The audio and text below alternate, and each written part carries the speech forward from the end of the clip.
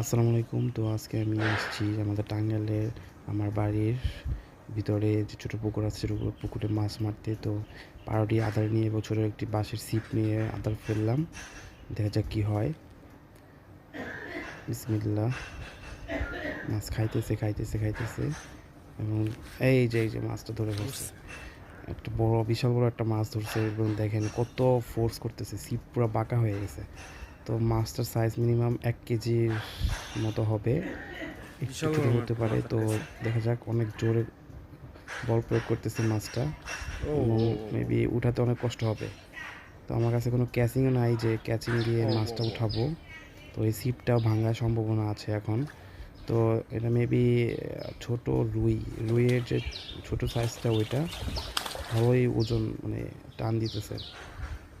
তো সামনে আবার জঙ্গল, কীভাবে যে উঠায় মাছটা।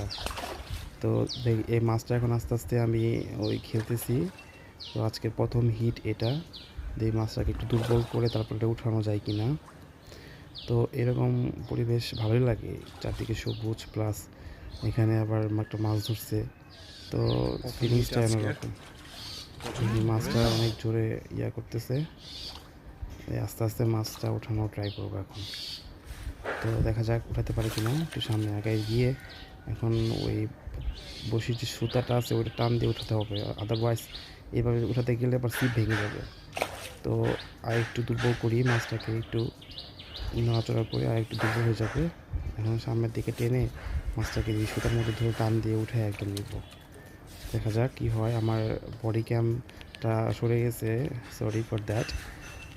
ভিডিও এই করতে যাবো সমস্যা মাছ। হচ্ছে। এখন মাছটাকে উঠায় নিলাম। উঠানোর পরে এখন মাছটা আমি এই যে এখানে রাখলাম। আমার ক্যামেরাটা সরে যাওয়ার জন্য আমি দুঃখিত। তো ওই যে মাছটাকে আমি রাখলাম, অনেক লাফাচ্ছে মাছটা। এই যে দেখেন আমার মাছটা রুই, ভালোই একটা মাছ মাছ